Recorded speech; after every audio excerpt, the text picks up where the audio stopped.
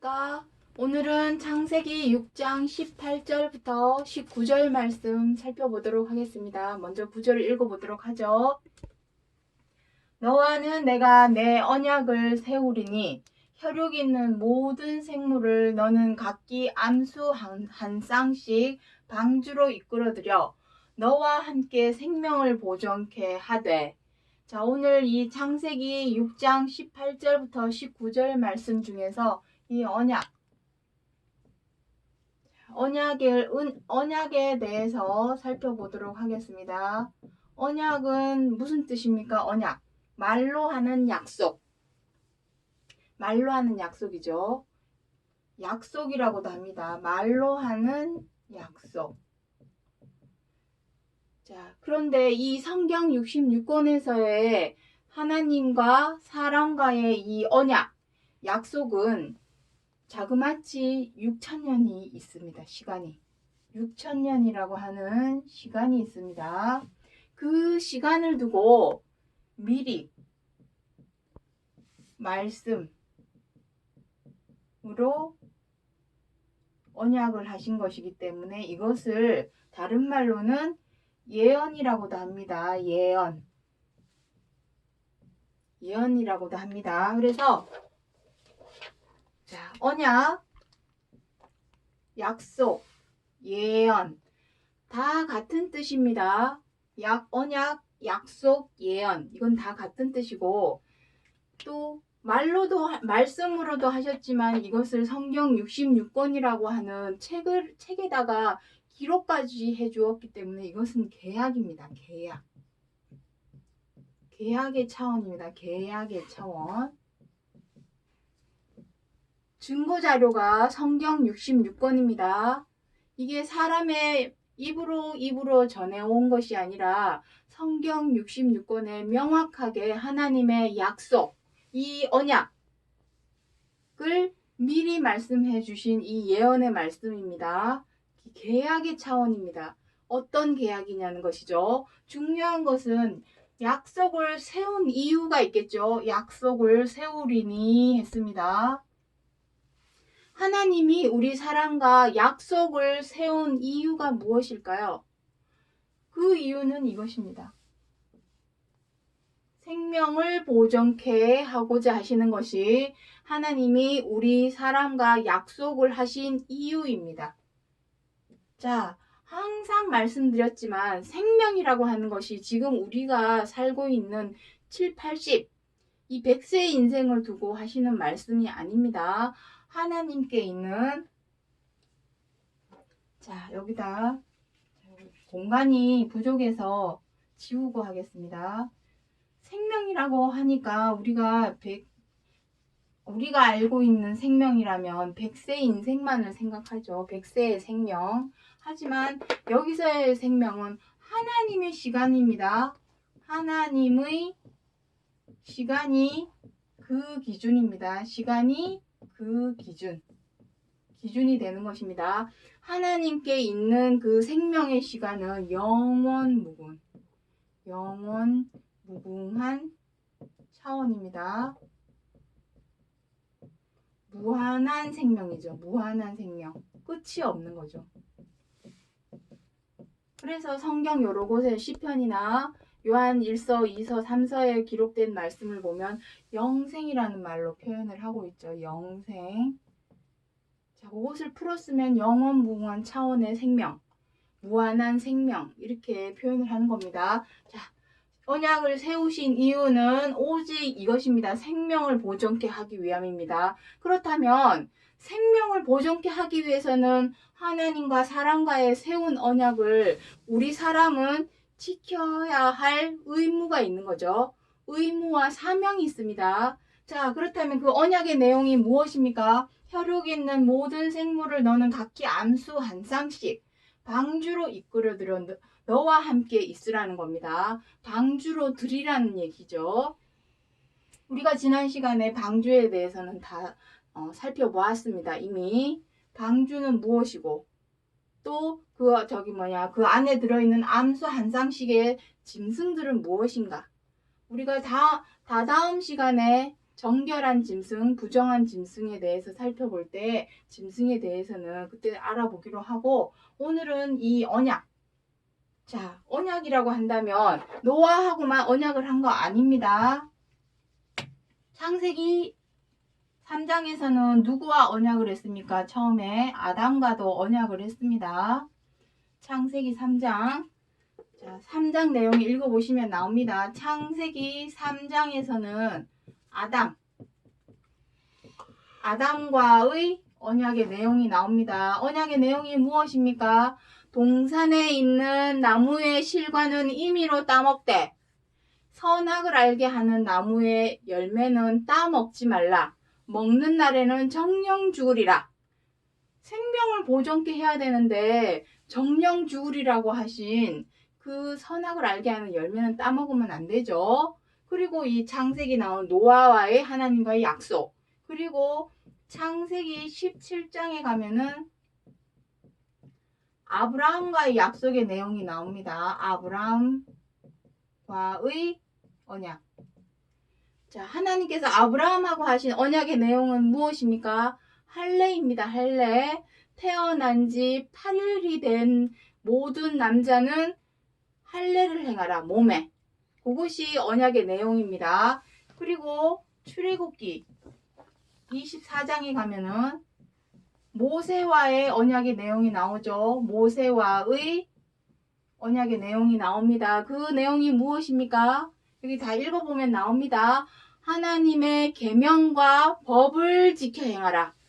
그것이 언약의 내용입니다. 자, 그래서 표면적으로 봤을 때는 내용이 다르죠. 언약의 내용, 계약의 내용이 다릅니다. 아담하고는 선악의 열매를 따먹지 말라고, 아브라함한테는 할례를 행하라고, 노아하고는 방주로 드려라 하고, 이렇게 표면적으로 봤을 때는 언약의 내용이 다 다르죠. 하지만 그 속, 항상 말씀드렸습니다. 성경은 오버랩되어 있습니다. 겹쳐져 있습니다. 겉에 표면으로 드러나 있는 내용이 있고, 그 속을 뒤집어 보면 진짜 참형상, 실상, 참모습의 것이 따로 있다라는 것입니다. 그것을 우리가 알기 위해서 이 시간 이렇게 살펴보는 것입니다. 자, 그 언약의 내용이 무엇인가? 자, 예레미야 31장 33절 말씀 한번 여기 먼저 보도록 하죠. 자, 내가 이스라엘 집에 세울 언약은 이러하니 곧 나의 법을 그들의 속에 두며 그 마음에 기록하여 나는 그들의 하나님이 되고 그들은 내 백성이 될 것이라. 자, 세울 언약. 언약이 무엇이라 합니까? 나의 법. 그들의 속은 마음속이겠죠. 마음속에 두고 그것을 기록하고 새기랍니다. 자, 다시 여기 지우도록 하죠. 자, 언약의 내용은 딴 것이 없습니다. 어려운 것이 아닙니다. 언약의 내용은 나의 법이죠. 하나님의 법. 출애굽기 24장에서는 이 법을 나의 계명이라고도 기록을 하고 있습니다. 계명. 그것을 마음과 생각에 기록하고 새기라는 것입니다. 새기라. 그래야만이 비로소 나는 그들의 하나님이 되고 그들은 내 백성이 된답니다. 쉽게 말해서 하나님이 계시는 곳은 하나님 나라 그러죠. 하나님 나라, 천국, 나라입니다. 로마에 가면 로마의 법을 따르라. 하나님 나라의 그 친백성이 되기 위해서는 그 나라의 법과 계명을 따라야 되겠죠. 하지만 이것을 여태까지 우리가 따랐다면 이런 말씀을 하시는 것이 아닙니다. 성경 66권을 항상 살펴보면은 그 시대의 그 백성들이 하나님의 언약을 어기고 항상 소홀히 여기고 경홀히 여기고 자기의 욕심대로 행하는 내용들이 성경 66권의 내용입니다. 새기라는 거죠. 새겨야만이 행할 수 있기 때문에 마음과 생각에 기록하고 새겨야만이 그것을 행할 수 있기 때문입니다. 그렇다면 나의 계명과 나의 법은 무엇일까요? 이것이 중요하지 않겠습니까? 과연 하나님의 법과 계명은 무엇인가? 매 시간마다 항상 말씀드렸던 것들입니다. 나의 법, 하나님의 법과 하나님의 최고한 계명은 무엇이었습니까? 자, 결론은 이것입니다. 오직 서로 사랑하라. 이것입니다. 성경 66권에서 하나님의 법과 하나님의 계명은 오직 이거 하나입니다. 서로 사랑하라. 자, 근데 여기 누가복음 24장 말씀을 한번 보도록 하죠. 사람들은 시대마다 세대마다 그 시대 사람들은 하나님의 법과 계명을 쫓아서 행하지 않았습니다. 마음과 생각에 기록하고 새기라 했지만 새기지 않았죠. 하지만 마음과 생각에 기록하여서 그 법과 계명대로 지켜 행하신 분이 딱 한 사람 있죠. 자, 그것이 바로 이 누가복음 24장 44절에 나옵니다. 이르시되 내가 너희와 함께 있을 때에 너희에게 말한 바 곧 모세의 율법과 선지자의 글과 시편에 나를 가리켜 기록된 모든 것이 이루어져야 하리라. 자, 이것은 그리스도께서 하신 말씀입니다. 자, 여기 또 지우도록 하죠. 자, 여기서 모세의 율법, 선지자의 글, 시편의 글은 무엇을 두고 하시는 말씀입니까? 자, 모세의 율법, 선지자의 글, 시편의 글, 이것은 다 구약 성경을 말씀하시는 겁니다. 구약 성경에서 기록하고 있는 모든 말씀을 이루어져야 한다는 것입니다. 그게 무슨 말씀입니까? 약속을 하는 이유는, 언약을 하는 이유는 무엇입니까? 약속이라는 것은 지키라고 있는 것입니다. 언약은 이루어지라고 있는 것입니다. 이루어져야 되죠. 하나님께서 구약 성경을 통해서 약속하신, 언약하신 그 말씀이 이루어져야 하리라 한답니다. 누구를 통해서? 나는 그리스도죠. 왜 나를 라고 표현을 했냐면 아무도 지켜 행하지 않기 때문에 아무 의인은 없나니 하나도 없다. 의인은 없나니 하나도 없고 선인은 없나니 하나도 없다다. 로마서 3장 10절부터 나옵니다. 지켜 행하지 않았죠. 하나님의 선, 하나님의 법과 하나님의 계명이 의요 선입니다. 그 계명대로 지켜 행한 사람이 아무도 없으니 나를 가리켜 기록된 모든 것이 이루어져야 하리라.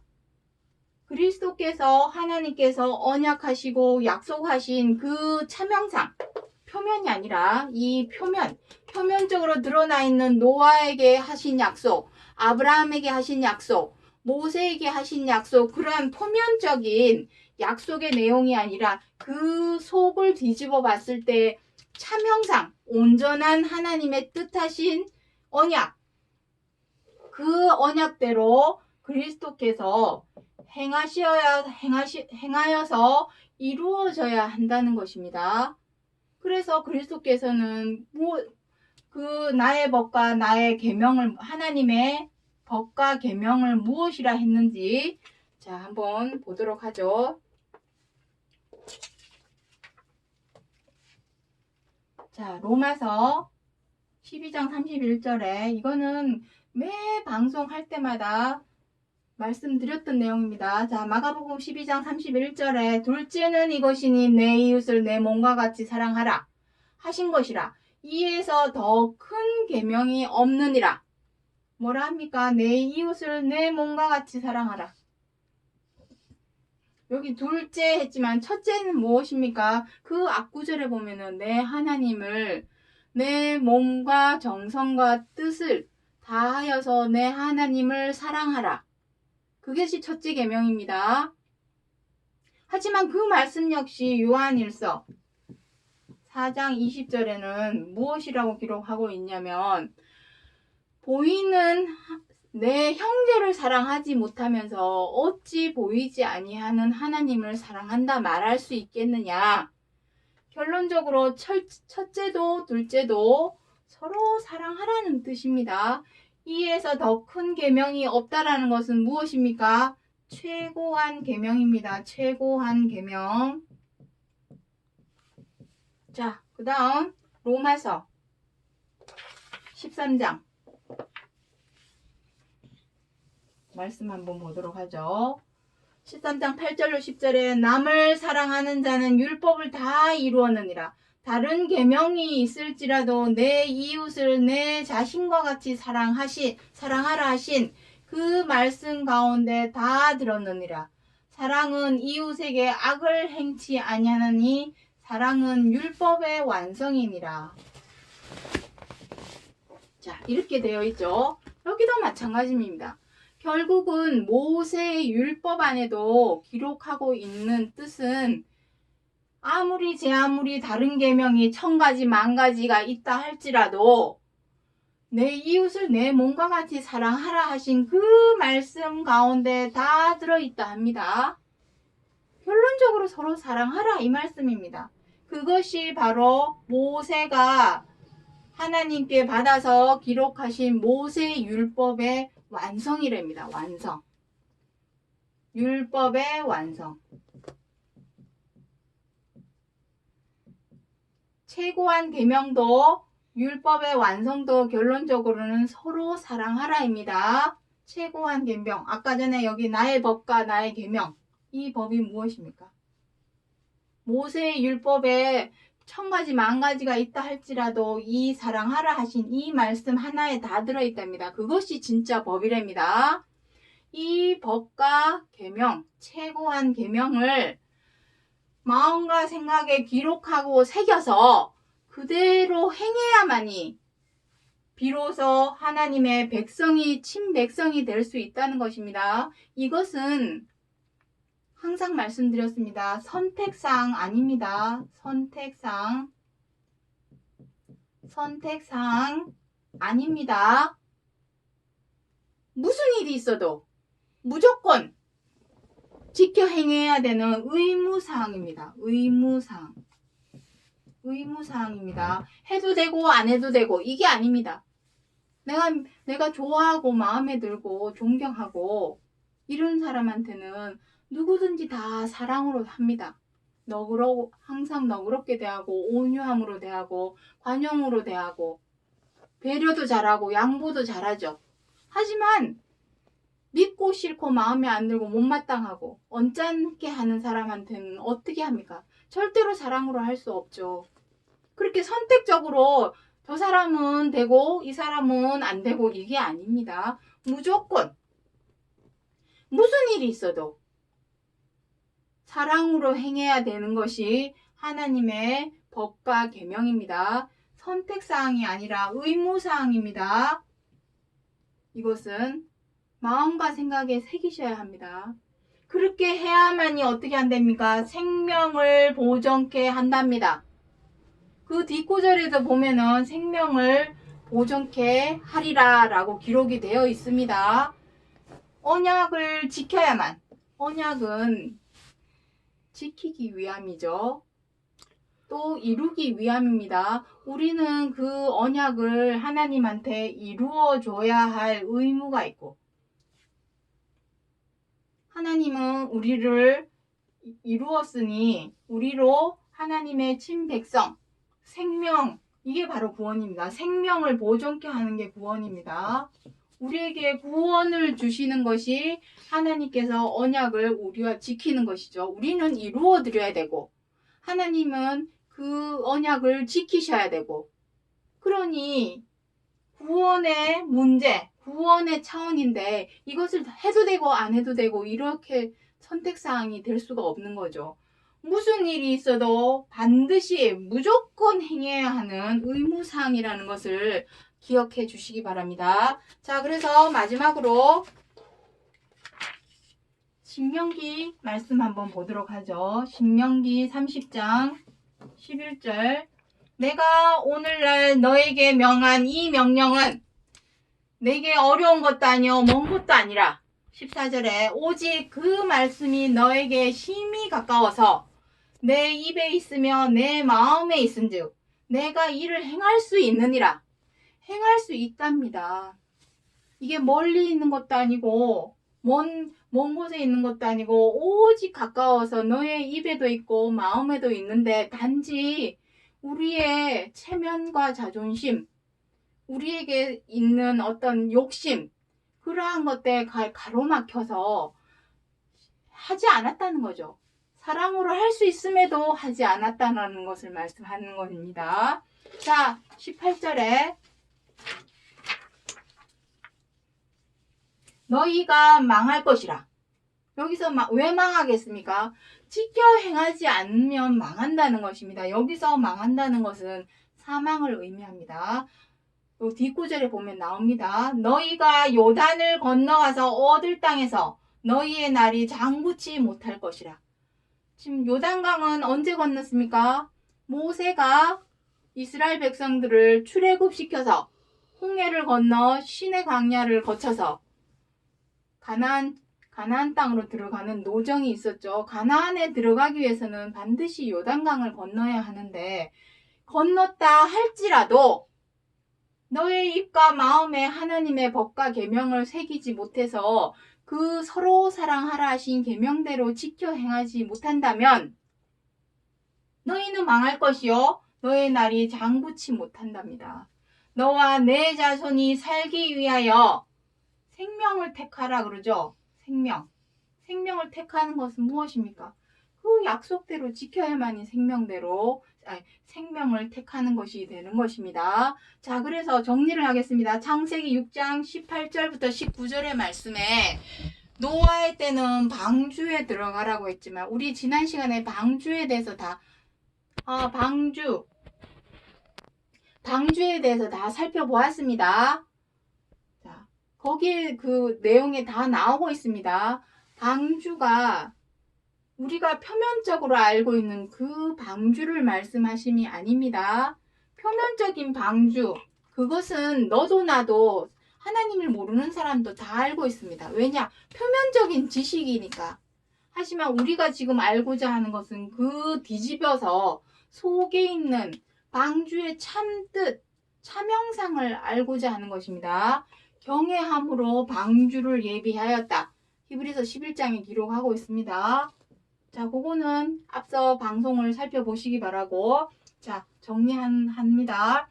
하나님께서 우리 사랑과 언약을 세우신 이유는 지키기 위함입니다. 언약만 해놓고 안 지킨 것이 아니죠. 그리스도께서는 하나님이 이 언약하신 말씀대로, 즉 내 법과 계명, 하나님의 최고한 계명과 율법의 완성, 이 서로 사랑하라 하신 말씀대로 지켜 행하셨죠. 지켜 행하심으로 생명을 주셨습니다. 부활을 하셨죠.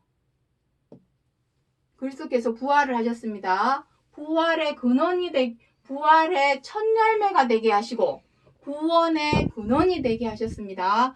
그리스도를 통하여 본보기를 보이신 것은 우리도 그렇게 행하여야만이 생명을 보존케 한다는 것을 보여주기 위해서 그리스도께서 본보기를 보여주신 것이고, 이 창세기 6장 18절로 19절의 말씀은 노아의 때의 역사적인 사실을 말하고자 함이 아니라 모세율법과 선지자가 시편에 글을 하는 것처럼 구약 성경의 약속을 세우신 대로 우리가 이루었을 때에 생명을 보존케 해주겠다 하시는 언약의 말씀이요 약속의 말씀이라는 것을 기억해 주시기 바랍니다. 오늘은 여기까지 하고 마치겠습니다. 감사합니다.